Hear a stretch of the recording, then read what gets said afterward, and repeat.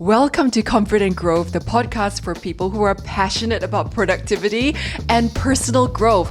And today I have somebody who to me epitomizes both. I have special guest Shruti Bose. Hi, Shruti. Hi, Crystal. Thanks so much for having me. This is a real pinch me moment for me, I have to say. Really? Wow, Shruti, I follow your travels across the globe and see you collecting awards for communication and all kinds of things. And I am as invested in your journey, I must say. Thank you. That means a lot to me. And, just to say why I said it's a pinch me moment is because when we met earlier this year, you were one of the people that I've deeply admired and always been inspired by. Oh, thank you. And to sit across from you, talking to your listeners about my story and I guess sharing a little bit of what I can to spread that and inspire more people, I feel like it's such a full circle moment. Oh. So beautiful. Yes, and I'm glad that you brought that up. So for some context, I met Shudy, who works in the biopharma industry, and we actually were doing some work together. And then most recently, we sat on a panel together for J&J. And even though Shruti works for Roche, you graciously agreed as the head of communications for Roche to come over to share your wisdom with women in J&J. And that's something, by the way, I love about the biopharma community. I think that, in some sectors, it can be very like, you're our competitor, like we don't collaborate. But in biopharma, I find there's this very kind of like, and healthcare, this kind of very collegiate sort of like feel to it. And I think that it's because we have all come to this realization that the challenges our industry faces are so huge that no one company or one person is going to be able to address them. So we really believe in not only the power of collaboration, but of coming together as an industry. And I think that's why, of course, we are competitors. But when it comes to these type of forums, I feel like the more we can exchange, the more we can all learn together. Yes, I love that. That is like what I always say is like the power of moving from ecosystem thinking to ecosystem thinking. And, we can just make the slice bigger. And so I would love to carry on this conversation. In fact, why I had the idea for this podcast is because Shruti and I were having such a great conversation in that J&J panel. And the topic was difficult conversations and negotiating conflict, especially for women. Like, how do we be more assertive? I would say also for men. And actually, a large number of men did attend our workshop. But I would say sometimes for women, there's that double whammy of, yes, being Asian and maybe sometimes being a little less assertive in our society. But also that double whammy of, as a woman, certain societal expectations that you should harmonize or, you should please others and that sort of thing. So I really wanted to have you back on to continue this conversation. But first of all, I would love for you to share with our listeners your life story and in maybe 3 minutes. I will do my very best. I guess the best way to do this is in 3 parts. So I'll start by saying that I had an idyllic childhood, really a happy one, because of my father's job. We've lived in the Middle East, we've lived in Africa, and all of that created such a sense of adventure for me. But I am a product of the Asian education system, which means that there is always this focus on excellence. Yes. And all of your efforts need to mean that you are trying to or aiming to be the best. But I guess, which comes to then part 2 of my life story, we can aspire for the A and the A+ grades, but sometimes life will throw a lot of Fs our way, or FUs, as I like to say. And for me, going to a boarding school really helped to shatter what was almost a very guarded upbringing. Yes, that must have shaped you in such a huge way, because I can see the changes with my kids already. Yes. The obvious ones are things like independence. But the other one is, it's really created in me a sense of collaboration. And it comes to me very easily because when you live, in a boarding school environment, you are really fending for yourself at all times. Yes. And if you are not someone, let's say, that's academically really good, or maybe you're not very good at sports, you have to find a tribe. Yes. And there is no mommy or daddy to help you navigate that social ecosystem. Yes. I also feel like, life has thrown a lot of curveballs my way. And speaking of the 3 Fs, the 3 that at least I qualify are fairness, or the lack of fairness, because we feel like, if I'm just going to do the best and I'm going to work the hardest, of course I'm going to get whatever I need. Yes. But we minimize the importance or the power of networks, of social EQ. You know, these are sometimes, I think, even more important than subject matter expertise. Totally agree. The other one is failure. We have a lot of barriers around we can't fail. And if we think of everyone that is successful, even yourself, Crystal, I mean, you've probably seen a lot of failures in the road to success, but we always have like rose tinted glasses where we focus on, you know, all the good stuff and ignore the failures. And then the third, I would say, big F is fear. And, you know, we are what we think. And a lot of us do think about all of the negatives that can happen before we think of, okay, but what if you try and what if you do? And so as simple as I've made these 3 FUs of life seem, they were, I think, a hard-won battle to understanding this because in 2020, I lost my voice. And when I say I lost my voice in the sense that I could not speak. At all. And I had to go for vocal therapy. I had to go to a consultant. I had a child at that point who was just 1 year old. I had no family to rely on. I didn't have a helper back then. I was also working full time. And I thought that I had to still, despite all of these really exceptional circumstances, be the best at everything, be there for everyone, you know. Even though you were struggling. Exactly. I just woke up one day and I had no voice. Oh, and that's my worst nightmare. It was mine too. You know, it's strange how suddenly you reflect on everything about life. And for me at that point, it made me feel like, wow, if there was one thing I'd taken for granted was my voice, on like meaningless chatter, on people pleasing, on not creating boundaries, not only professionally, but also in the personal context. And I think that for many of us, myself included, we always feel like boundaries are for other people. But for the family, there is no boundary because you're one family, you're one unit. But we really create so much mental load on ourselves. And that was what happened to me. And, you know, it was a 3-month-long journey where I had to go to Tan Tock Seng, you know, to get therapy. And then slowly but surely I regained my voice. But figuratively, I gained my voice because I understood what my values were.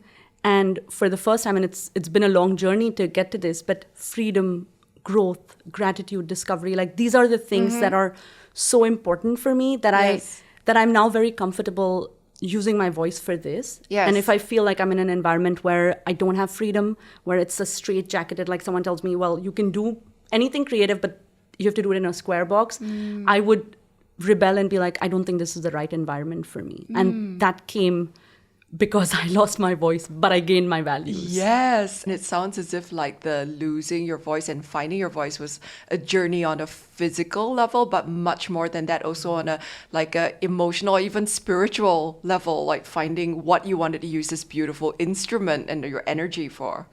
Yeah, I couldn't have said it better, but you're right about that. So coming back to your journey, so you went to boarding school and then you started work, and like I want to know like what was the in-between between you meeting you at Roche as the regional head of communications? That's right, yeah. I've always been in healthcare. And it's something that I remember right after B school, when we got our first job. I remember sitting in this consultancy that I'd been hired by at that point, and all of my classmates had like P&G and Unilever on their roster.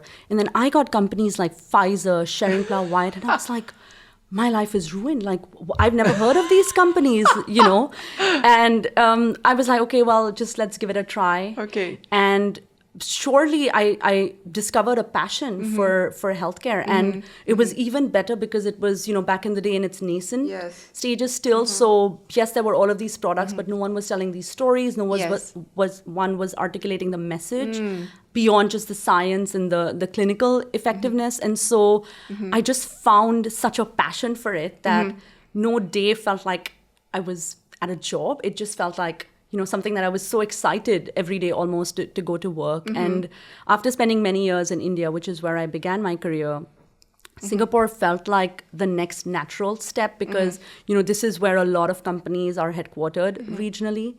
And life is about a lot of interconnected moments. Yes. So, in fact, one of the people back then who was then the head of India for Roche Diagnostics, took on this role as region head for Roche Diagnostics. And it happened to be around the time that, I was offered a role at Roche. And it just felt like everything had lined up in a way that I couldn't have imagined and expected. And so 7 years ago, I took the plunge and joined the company that I'm at now. Yeah. Wow. So you've been there for 7 years.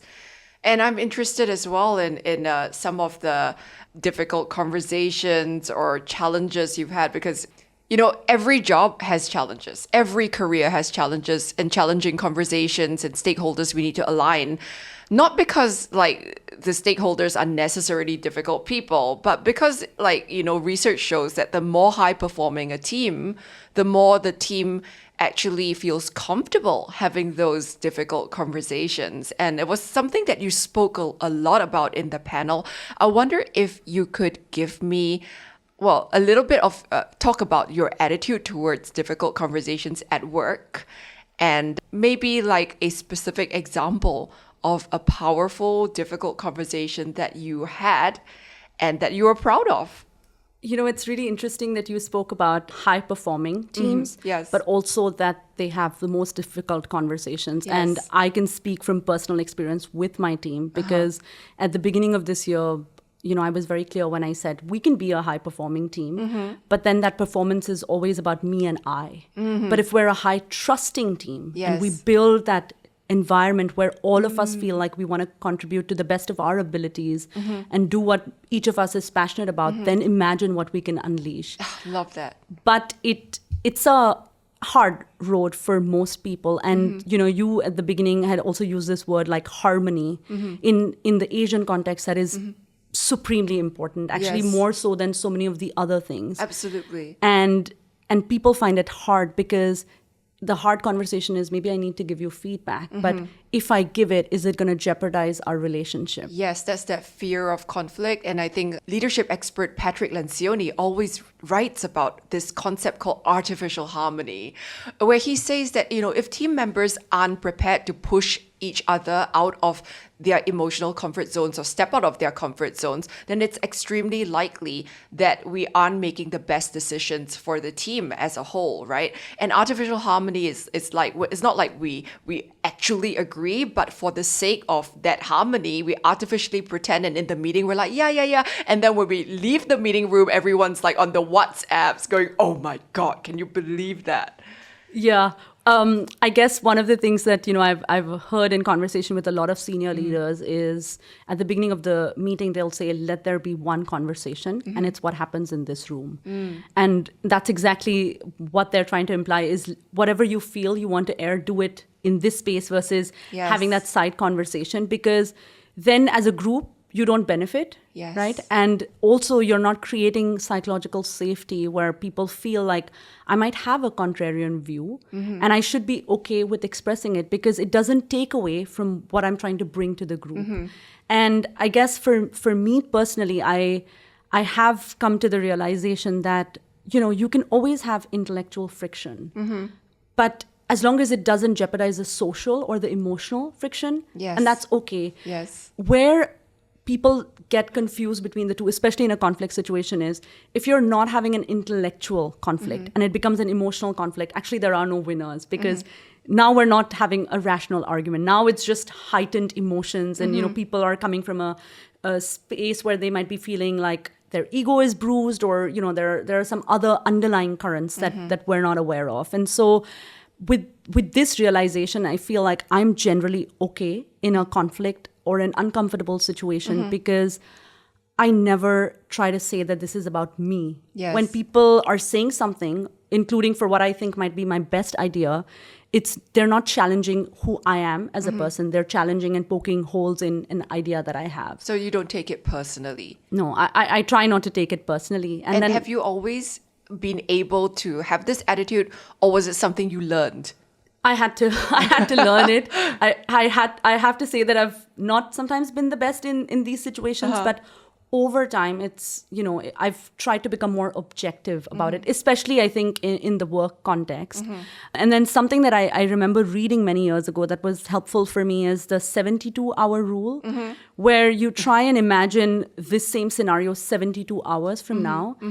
And I think time and distance create a lot of objectivity. Yes, so, absolutely. in 72 hours, if I don't care that much about winning this argument, then I'll let it slide. I'll give that other person a win if, that's what they want out of this situation. Yes. But those two, I think, are mantras that have helped me quite significantly. Yeah, I think you hit on a nerve because, we are going to talk about storytelling later in a different context. But when I talk about storytelling and I give storytelling workshops, right, oftentimes I talk about it in two completely different contexts. One context is, as of course we know, like storytelling, being able to weave a narrative. But the other equally important context is the stories we tell ourselves. I think a lot of people who write to me say X happened at work, Y happened at work, and that means ... And I think a lot of times as a mentor, I try to give them this concept of separating the situation or the fact from your belief or your story about it. I can see that this is something that happens to a lot of people. Yeah. If I just digress a little. Sure. Do you also realize we sometimes do this in our personal equations and like romantic relations, especially where, a lot of the friction that might happen between two partners or even two friends is like you read too much into a situation. Absolutely. And I think that because I have now become more pragmatic than back in the day, I can say I've started to become okay with the fact that I'm not the most important person in a situation. And assuming that somebody else, person X, is thinking about me and this is what they're fantasizing, like, oh, they're going to, give me this negative feedback or they're going to break up with me or whatever that might be. We read too much into it and we make ourselves the hero or the protagonist in that story. And I can't agree more. So it's like this whole thing is like my therapist once said to me, we don't see reality as it is, but our eyes are like movie projectors and we're always projecting a second movie on top of the reality image. And that projection or transference in psychology is so important to understand, because if we actually are able to take off our glasses and see, like Crystal, I have a tendency, my glasses tend to distort the world in this way. I tend to, think people are thinking this of me or whatever it is, then I can realize that every time I do think that, I'm like, oh, maybe it's just the glasses. What you're saying, Crystal, is like such an important aspect, especially in the work context, because when we project what we think the world is, and you think about, and you did a story very recently, I saw it on IG, and you had that whole thing around like promotions and what is it when we do our performance review that managers are looking for. Yes. It's very interesting to me that a lot of times people will still say, I did everything that was expected of me, but still I didn't get promoted, or I still didn't get the X performance bonus that I deserve, because that's how I'm viewing the world. Yes. Not realizing that there is this whole other gamut of how, a company or managers might be looking at and evaluating a person's performance versus other members on that team. Yes, absolutely. I want to hear your story if you have a specific example of a difficult conversation that, you're particularly proud of. I have many examples of many difficult conversations, but the one that comes to mind, and before I share that, I have to preface by saying I have never climbed a mountain in my life. I might have hiked on a little hill, but never on a mountain. And I guess one of the things that I would say is, if I ever came to someone and said, you know what, I'm going to climb Mount Everest, I hope that before I decide to take that plunge, I will at least speak to the Sherpas, the mountain guides that do this for a living, or people that have done this before. And the reason for that is when you try and take on something that is bigger than anything you've ever done, you want to rely on the experts and the expertise. And so one of the difficult conversations that I've had at work was around an idea that I had to address a topic around women's health inequity. And I remember speaking to our head of region about this idea. And I thought it was like an amazing idea, like, we're going to change the world type of idea. And he heard me out, he heard the pitch, and then he poked a lot of holes in that concept. And I had, I guess, two options, right? One is, well, what does he know? We're talking about women's health. I mean, this is a man. Or to go back and say, this person has perhaps climbed proverbially more mountains than I have. He comes from a place of deep experience. It may not be having traversed the exact same path, but there is something that has made him reach the top of his game. And I can learn from what he is trying to teach me and tell me. And so we went back to the drawing board, and I think that we built back better. And then this idea took on a life of its own because so many people got so passionate around the topic. And, it's very interesting when you think about these type of topics and what they can do when people make it personal. So a lot of the men on this team started to recognize that if we don't address the inequities that exist in our society, guess what? That's the world that their daughters are going to grow up in, or my daughter when she's in her 20s. And so you said something to him? And so we went back to the drawing board, fixed the idea, also decided that not everyone on the team was an effective storyteller and was able to pitch the idea in the way that it needed to be pitched. Okay. And so we kind of self-formed and decided to coach one another informally so that no matter who you're speaking to, each one of us would say it in the exact same way. Oh, great. And what this difficult conversation taught me is actually a couple of things. The first is don't be married to an idea. Because when it comes from a place of ego, I am the best and I have thought of the best, you're refusing to see the dangers that might lie ahead. And the worst thing you can do as a leader is take everybody down that path, which can be destructive. The other is, for all companies, it's tight. Budgets are generally not that easy to be had. But a good idea, something that allows us to test and push the boundaries a little bit more, are always welcome.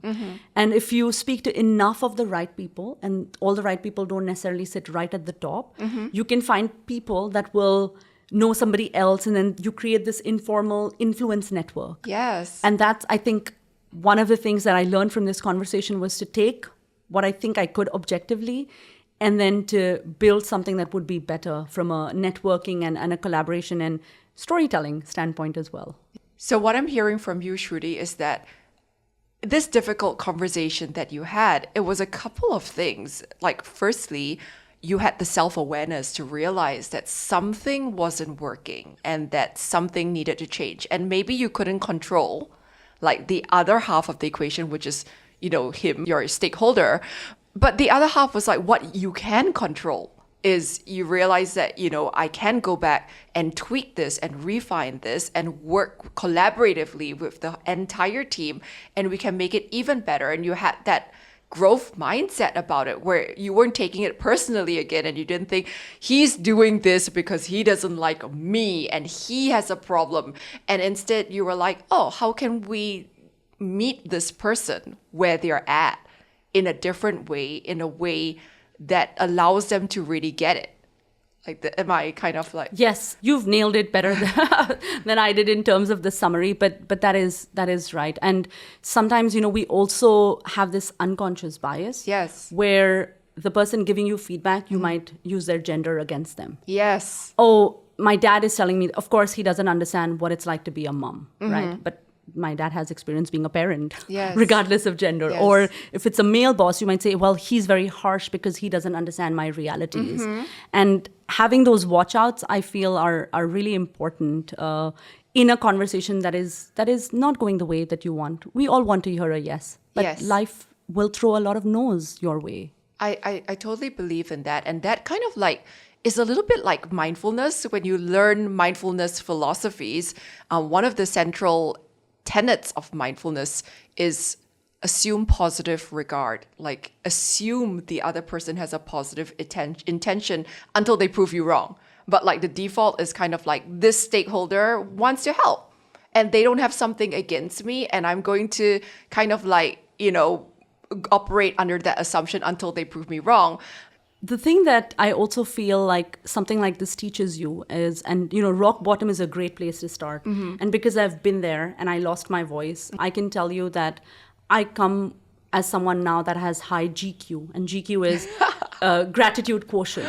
I love that. Because, what you've said is so true, Crystal, in that we can, and it's very easy. That's how our brain works.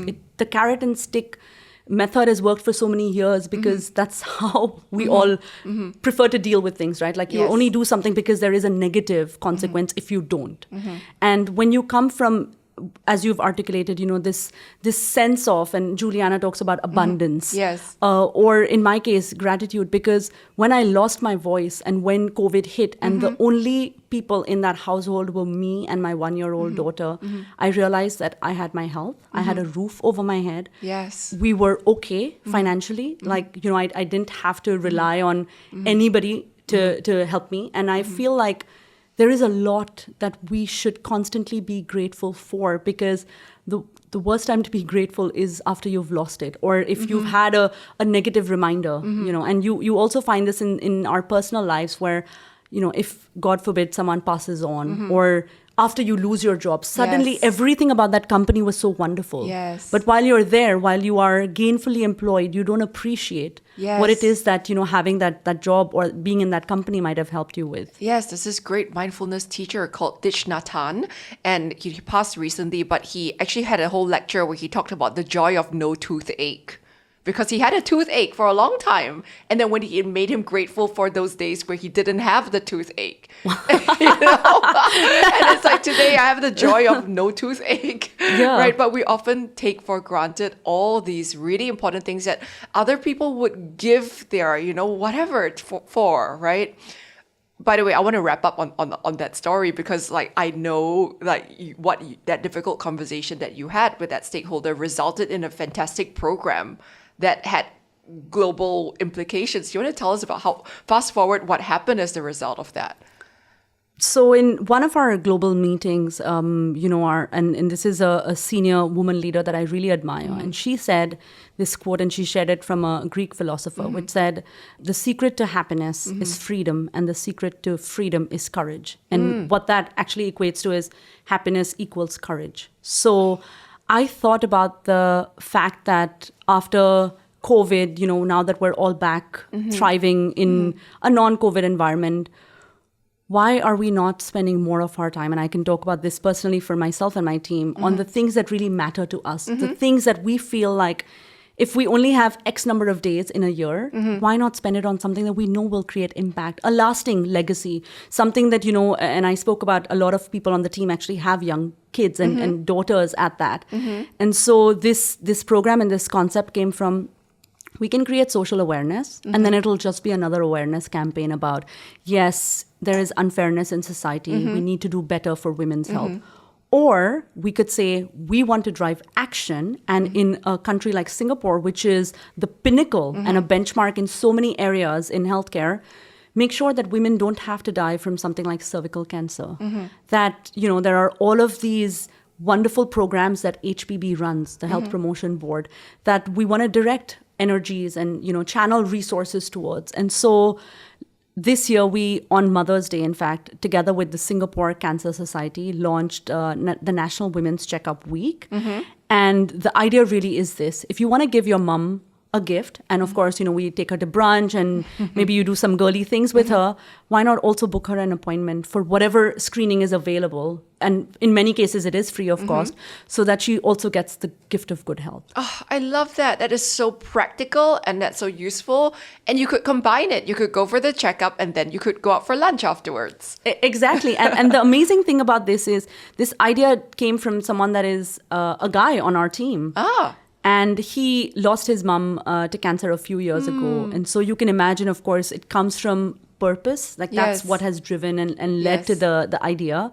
But then you need just a few people that will believe in an idea like this and, go forth. And we had that with the Singapore Cancer Society. There are, so many people that are willing to partner on causes like that. And I'm sure in 2024, it will be bigger and better. And again, it's not about my company. It's about how do you bring people together for the greater good? Yeah, I love the social impact that you're driving with this. And, I'll be sure to get the details from you so that we can pop them in the show notes so people can check it out for themselves. I would love to do it. Oh, that's fantastic. Yes. And year on year, Mother's Day is when we hope that we can do this as a reminder for all of the women in Singapore. I love that, because sometimes Mother's Day can be like a Hallmark commercialized thing. And this is actually something that is meaningful and fun. I have two more questions for you. Do you have a specific, difficult conversations model that you use, or strategy, or how to go into these conversations? I have to say, Crystal, this is a question I have to direct back to you because in that very same panel and workshop that you and Greg had led, you took us through a very nice framework and template. I don't know if you want to tell your listeners about that because I have been using that and I find that I think the one thing that I remember from that was you spoke about not going with assumptions and not labeling the conversation. Yes. And we have to get okay, I think, also with the fact that sometimes not everyone is going to meet you halfway. Yes. Because if they don't have the self-awareness and the emotional maturity and they're not ready to have and involve you in that type of a conversation, then you also have to choose to be okay with that situation and maybe walk away from it. Yeah. At work, especially, I see a lot of people feel like every conflict has to be resolved. I think every conflict should be addressed. Yes. And ideally, people bring their professionalism to the table and, you leave whatever has happened at the door. But if something can't be resolved and there is no closure, then I think you have to also be okay with the fact, well, you're just going to have to work with whatever it is and not try to fix it for the other person. Because that was also something that for me personally I had to learn was everyone's problem is not mine to fix, and I don't have to be a problem solver for everything. And as I found out before I lost my voices, that is what I used to be. Like I thought that I was giving a lot of help to people by helping them to solve their problem. But, you can take a horse to water and that's all you can do. Can't really help them to drink it. Yes, I totally agree. Next question. Do you have any storytelling tips that you love? I love the simplest one, and I always try and use it myself, which I call CAP. And simply it is connection, appeal, and then the proof or point. Okay. And the best way that I can tell you it can be used is, when we talk about women's related topics specifically. And let's say if you go to a conference or an event and everyone's a woman, I think that that's easy. You can make the connection instantly because the person across you knows what you're talking about. You have the same lived experience. But what if there are men? And if you just go there and start talking about women's rights or how terrible society has been to women, you have already alienated that group or that audience. And so connection is a great way to build rapport with audiences. And that's something that I try and start from. How do you do that, by the way? So in the example of women, and I'll say it because we had the Women's Health Program as an example, when we spoke about, the fact that there were these inequities, we couldn't, and I realized that you can't make that relatable to men because they don't have to get cervical cancer screening. So how do they know what you're talking about? But if you create a connection where you say, imagine if kids have to grow up without a mother because, an innocent life was lost for something that is absolutely preventable because of X or Y. Or if you say, imagine, a mom and dad and that in some parts of the world, it would be okay for the father to hit the mother and get away with it because it's acceptable. It's socially acceptable behavior. Would we want that to be our mom? Right? And now suddenly you've created a connection point where whatever you say afterwards makes a lot more sense. Yes. The other is appeal. And I have to say that there are a lot of amazing business storytellers, people that use it in the corporate context. One very clearly is Steve Jobs, because in 2007 when he launched iPhone, he didn't come and say, well, I'm giving you this phone and, this is the technology and 5,000 engineers, blah, blah, blah, did something. He just came and said, today we have 40% screen and the rest is these plastic buttons. I'm going to give you 100% screen and I'm going to give you the world's best pointing device, which is your finger. And this is how it's going to change your life or whatever it is. And suddenly you're like gripped by the idea of, what is this iPhone? Yeah. Jack Ma also does that. And Alibaba is a great story of how he has managed to do that. But one of my personal favorites is Indra Nooyi. Yes, PepsiCo. Because she is a fantastic storyteller. And I also feel like she doesn't mince words. Yes, so she doesn't. She never tells you, oh, as a woman leader, you can have it all. Yeah. She talks constantly of trade-offs. Yes. She also says that, life as a mom or a wife and being a business leader means you're juggling balls. And the thing about juggling balls means you are going to drop some balls. For sure. Because it's not a fine balancing act where everything remains in the air all of the time. And you see by the way in which they use it, she doesn't create or evoke a sense of, oh my God, that means you work for a terrible organization that doesn't give you work-life balance. The point is you get to choose how you want to show up at work. Today you want to be 100% business leader. Tomorrow you want to maybe be there for your kids. And both choices are okay, but you are juggling and you are, I think, self-aware that there are going to be trade-offs in that process. And so that's where, the A for CAP comes in, which is the appeal. What is the idea or vision that you're trying to sell? And for a lot of people, I find, especially in the corporate context, we immediately go into demand and supply. Oh, if we launch this, then we will make the X million dollars, whatever. But the problem is people don't want to buy, because it feels like, oh, you're trying to sell me something I don't need. But if you persuade and if you influence, then you are creating demand, whether there is supply, or not. And when you do that, and I want to actually say, I am well. What a fantastic idea from Rachel and you. Maybe a lot of us thought, I would love to journal. I would love to get a diary, where. But the way in which you guys positioned it, it was like, you bring all of these journals and, calendars and organizers into one. And it's like, now you created demand for something, Crystal, yourself and Rachel, for what we need actually in our life. We just weren't aware that we needed it. And then you brought that with the P, which is, the proof, and you use that in your own. I saw it on social media where you were like, I have like so many diaries and now I just have this one. Yeah. Wow. I love that. I didn't realize I was doing it according to your formula. Actually, you're doing it better than the formula. But you see that, if we try to also be very formula-led. Sometimes people will then be like, okay, well, I just got to do it exactly as the CAP. Yes. But it has to be natural. And storytellers never tell you, I have a story to tell you, Crystal. Today I'm going to tell you. It's just very natural. It comes into a conversation and you go with the flow and you're like, oh, wow, I can't remember what that business context was, but I remember, what person X said about that situation. Yes. Quick question for you, Shruti. Okay, last question, Shruti. What is your word or mantra for 2024? The word of the year for me, for 24, is change. Change in the work context, change a lot of, what I have in terms of baggage that I've carried through 2023 and letting go and feeling lighter. Yeah, wow. And I love that. I have to say this one quote that I read, I think it was on social media, where they said, make friends with change. She's the only one around. Oh, love it. And so that's why it's the word of the year for me. Yeah, I love that.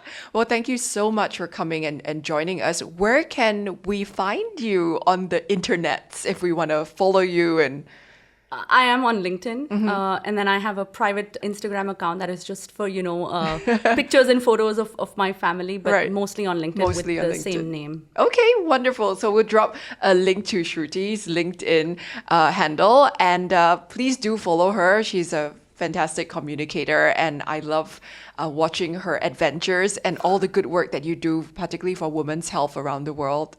Thank you so much, Crystal. It's been an absolute joy to be here, and I wish you a wonderful 2024. Thank you, and love to you and your family as well. Thank you. Thank you so much for listening to our podcast today. If you liked it, please do rate, review, and follow us.